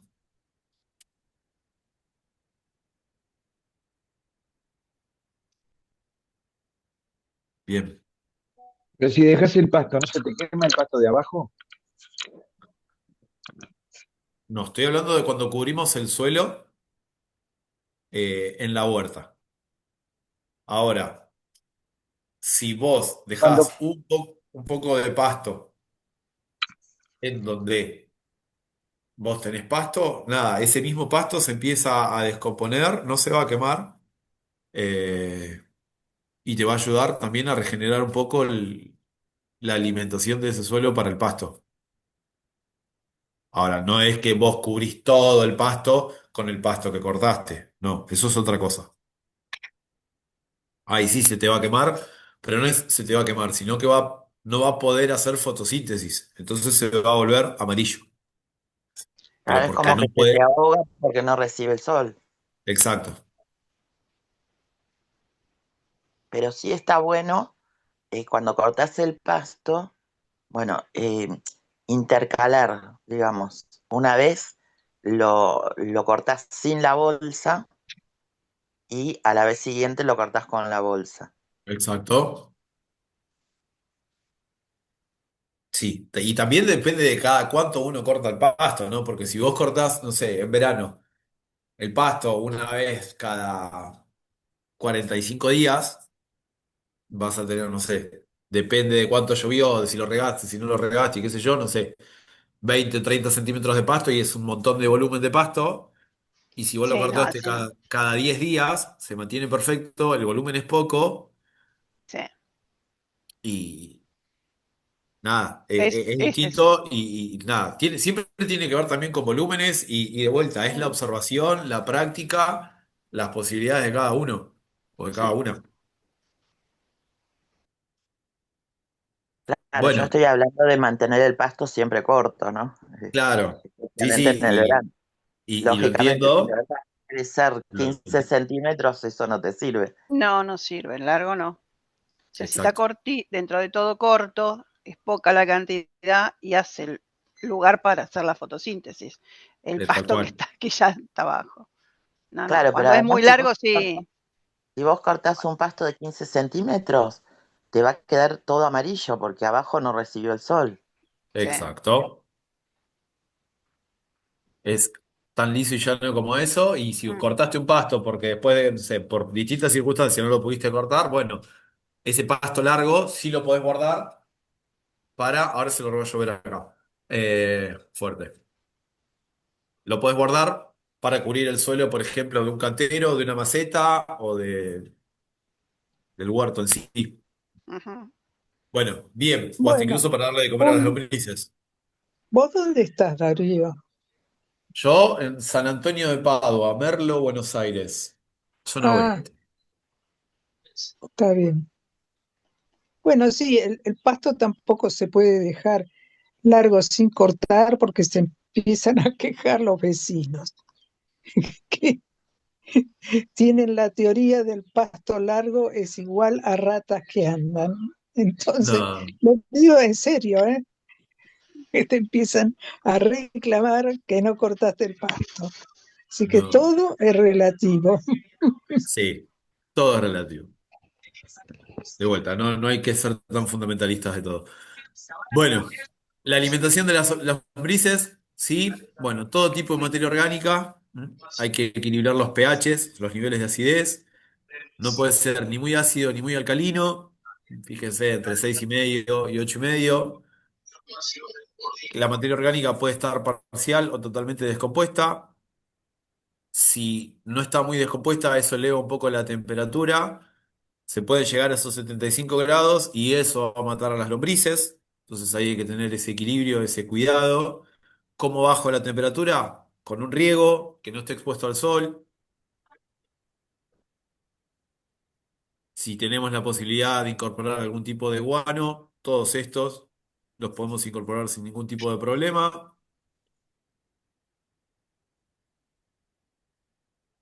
Y un poco lo que charlábamos al principio entre el compost, si se podía hacer, con qué se podía hacer o con qué se podía hacer el lombricompostaje. si era solo de café y yerba, bueno, la calidad de ese humus va a depender de la riqueza de la materia orgánica, ¿sí? Cuanto más diversa es esa materia orgánica, mejor es la calidad, pero en un perdón, en un proceso equilibrado de variedad de materia orgánica, estos son más o menos los porcentajes que podríamos llegar a obtener de todos este tipos de elementos. Pero fíjense que tenemos materia orgánica, calcio, hasta incluso hay un porcentaje de cenizas, carbón orgánico, nitrógeno, amonio, fósforo, que está por acá, potasio, calcio, manganeso, azufre, zinc. Bueno, fíjense la capacidad de retención de agua, que por kilo seco es de 1,300, 1,5 litros. Bueno, fito hormonal. La capacidad de intercambio catiónico es algo, es muy técnico, pero tiene que ver con enlaces químicos, que es lo que permite que la Tierra se vaya uniendo básicamente y que lo que nos permite que esos elementos que están ahí en el suelo pasen a estar disponibles para la planta, que también tiene que ver con el porcentaje de arcilla que va a tener ese suelo, ¿sí? Porque es necesaria la arcilla.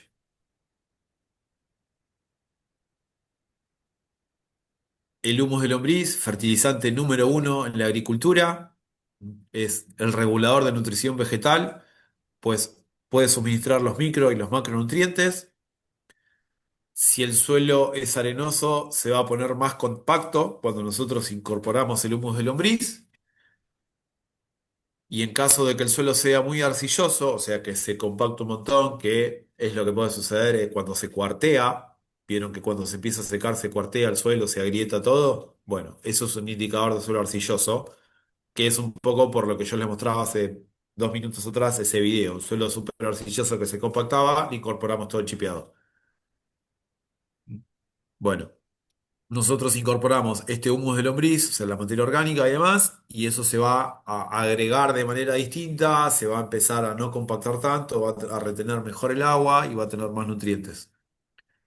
¿Por qué? Justamente por esto, porque favorece la formación de agregados estables. ¿Qué es el agregado? Y es como la forma en la que la Tierra se va a agregar, valga la redundancia. Lo que nosotros solemos ver como tierra linda es lo que se suele llamar un agregado migajoso, que es como si fuese migas, digo, o de pan rallado, por eso se llama así. Si no, puede ser laminar, bueno, columnar, no voy a entrar en esos detalles.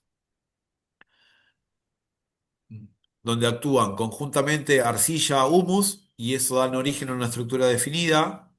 Entonces dice, el humus contiene sustancias mucilaginosas. ¿Qué es eso? Es como la gelatina que obtenemos cuando de repente ponemos a hidratar semillas de chía. No sé si me siguen ahí. Sí, Pero, Sí, bien, sí. esto es es como una una fuente baba que nutricional. se forma. Exactamente. Como Es las como un algas cementante. también, ¿En la qué? como quedan en las algas cuando hidratas algas. Exacto, también. Es la fuente nutricional y energética de los microorganismos edáficos por excelencia. ¿Qué riesgos corren las lombrices? Nosotros, humanos, humanas, lagartijas, hormigas coloradas, pájaros, ácaros. De vuelta. ¿Dónde ubicarlas? ¿Cómo ubicarlas? No es solo por una cuestión de temperatura, sino a exponerlas a estas cuestiones que son naturales y ambientales propias de cualquier espacio, que van a ayudar o perjudicar el proceso de compostaje. Bueno, esto se los voy a compartir ahora después, que era lo que les charlaba, el videíto de cómo hacer la compostera con estas conservadoras de telgopor. Es sencillo.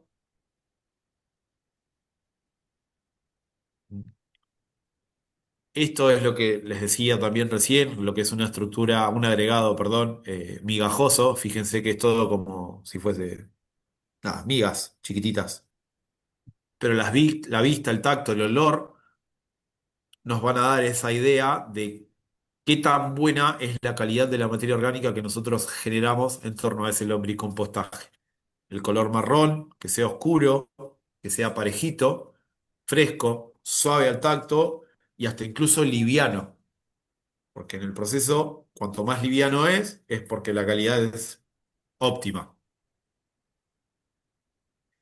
Y el petricor es ese olorcito que nosotros sentimos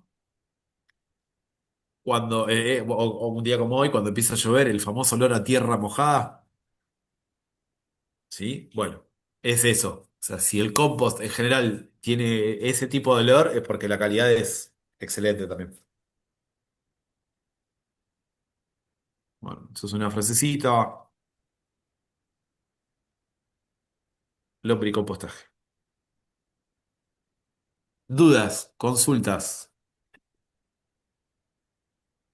La caja esa de ideas. Tergopor, perdón, a la caja de Tergopor, hay que ponerle una friselina para que no se escapen las lombrices cuando se los agujeros abajo.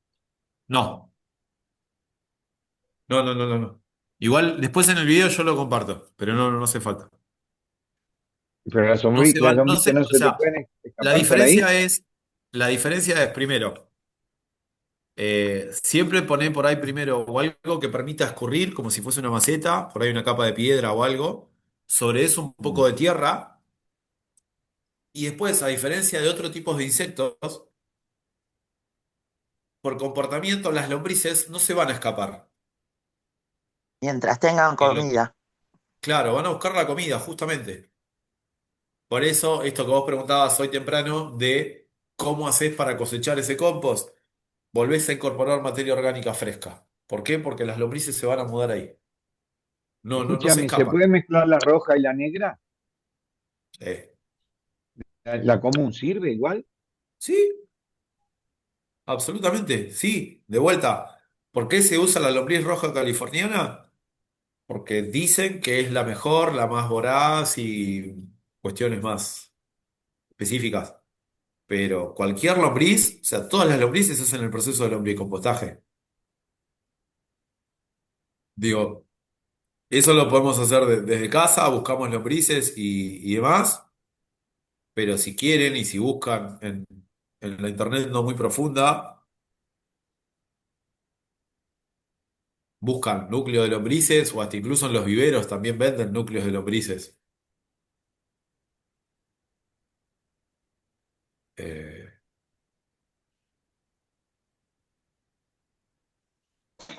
También que lo estoy buscando, ¿no?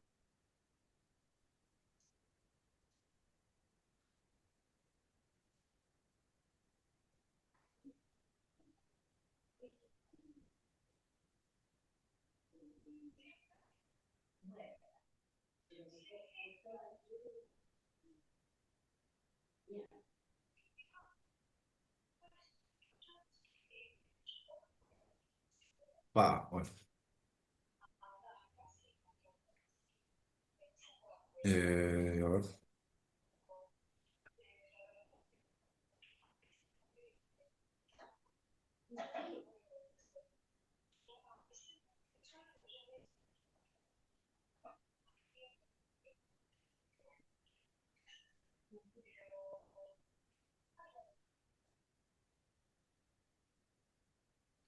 A ver. Hay de todos los precios. Sí, hay de todos los precios y calidades también. Te muestran una que vienen envasadas en carritos también, con Hay algunos crías. que las venden por kilo. Por kilo, todas por kilo, ¿eh? Todas las que vieran, kilo de lombriz. Y depende, algunos te las Acá dice cuestan. 500 lombrices australianas adultas, crías Sí, sí, bueno, ahí se ve huevos. la pantalla, ¿no? Sí, se ve.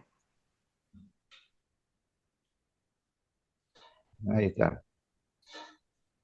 90.000 pesos. Sí, pero esas deben ser auténticas y originales. Decime, Darío, Vienen con papeles. acá, acá venden lombrices para los pescadores. ¿Esas sirven también?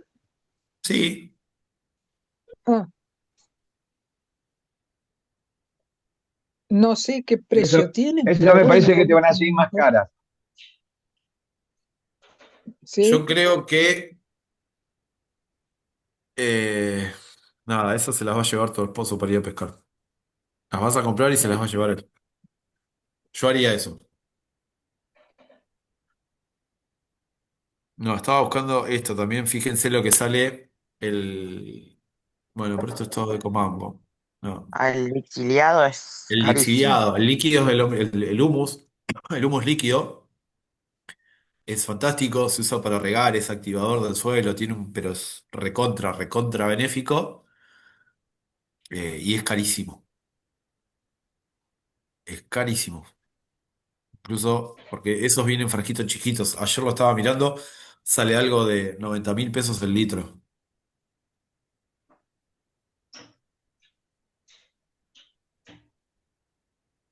Nosotros estamos acá haciendo lixiviado, poniendo un tarro con agujeros abajo, arriba de otro, y tiramos las cosas del compost en el tarro de arriba y va escurriendo para abajo y nos Sí, da el líquido lixiviado sin pagar un mango, digamos. Lo digo como una idea para todos. Si eso es tan caro, este, nos dijeron hacer eso en un vivero sí, sí, y sí, lo tal estamos cual. haciendo. Hay un montón después de técnicas y metodologías específicas que en la medida que uno se va como metiendo en tema, vas aprendiendo un montón. Es como todo. Podés ir especializándote y podés ir adquiriendo un montón de conocimiento en torno al tema. Si digo, en términos hogareños, de vuelta, es lo más práctico y lo más sencillo hacer una lombricompostera, tiene un montón de beneficios y hasta incluso en tiempos de crisis es una alternativa económica en cuanto a fuentes de ingresos. Porque si bien lo pueden usar en casa y demás, y eso también ayuda a la economía hogareña en términos de lo que podemos producir en la huerta, también se podrían dedicar a comercializar, ¿no? O Y núcleos, también o comestibles. compost, o líquidos. ¿Qué? Y también comestibles, te digo. Sí, sí, sí. Yo no, no. No nosotros, ¿eh? Los chinos, los Sí, asiáticos, quien seguro. tenga ganas de hacer harina de lombriz que haga la prueba, no voy a juzgar. Escucho, pero no juzgo. Nada. Darío, ¿y el humus ya le explicaste cómo se hace? Porque parece tener salida laboral también. Nada, lo hacen las lombrices, no Sí. lo hacemos nosotros. Claro, pero lo Pero explicaste. bien. No, no, es propio del proceso, es parte de la descomposición del proceso que van haciendo las lombrices. Es el lixiviado, es el líquido que va saliendo de todo eso. Nada, después le voy a compartir, bueno, el power, la receta del bokashi y los videitos de cómo hacer la lombricompostera. Así vamos con eso. Y Vos después, pensás, Darío, nada, que ella tiene que se va a Tirizarao y tiene que hacer guita. Y allá no, ya, no, ya puso todo lo que iba a allá hacer. allá va a hacer mucho compost y va a Ya tener les Bueno, dije mucho trabajo. y aparte me los voy a llevar a todos ustedes a casa. No bueno, solamente yo voy a trabajar, van a trabajar todos ustedes. no, yo voy a ir a mirar. Si quieren recibirse, allá al terreno, en Tirizar. No, alguno puede llevar Hacemos un una, taller de huerta. Cintia, uno puede llevar una parrillita y todos llevamos un choricito y nos comemos choripanes y Sí, me pero que no parece sea de lo más lombriz, por favor. saludable de ese día. ¿Eh? Que no sean de lombrices, che. Ay, no, no quiero de lombriz. Pero No, bueno. de No, lombriz. ahí en Tilizarao Y seguro aparte, que el carnicero del barrio hace chorizos caseros. Sí. No creo que le esté poniendo lombrices. No, no, no. Acá yo tengo una señora descendiente de alemanes que hacen chorizos auténticos de chancho y dudo que la señora Olga haga algún chorizo con lombrices. Sería como ir contra su idiosincrasia. Wow. miren, Bien. escúchame, María Marindelli, no sé si hablas con nosotros porque estás sin audio. Si estabas hablando, no, es que tenés, yo te veía hablar. Ah, bueno, listo. Bueno, gente, son 12:10, nos van a correr los de la otra clase, que Sí, van a estar sí, en el aula. no hay Bueno, problema, no hay nada, estamos al habla y nada, después les vamos a estar comunicando con Cintia cómo vamos a resolver algunas cuestiones de la última clase porque es feriado, así que vamos a ver ahí cómo nos acomodamos y se los avisamos. Sí, Pero esa sí, clase sí. no se pierde, vemos cómo la recuperamos. Dale, dale, dale. Bueno, ¿Qué día hasta la es semana que feriado? viene. Perdón. ¿Qué pasó? Jesús, ¿Qué día es feriado? El viernes 21. 21. ¿Y Viste que es qué puente. es? ¿Pero feriado por qué? La Fin de semana, soberanía, fin de semana soberano. la Ah, soberanía. sí. Ustedes disculpen, los jubilados no trabajamos y yo, los feriados se me pasan de largo. Mirá, A todos se nos pasa. A mí sí, porque los realmente. trabajo, así que me pasan de largo también. Ah, bueno, eso es peor. No, bueno, Oportunidad y yo Mira, porque no existe. El puente, en comercio no existe el puente, no, para nada. Bueno, para gente, nada. bueno, buen fin de Nos será. semana. vemos. Muchas Descansen, gracias. se Gracias, cuidan. Gracias. Chau, gracias Chao, chau. Sara, Ani que por esté bien. grabar, gracias.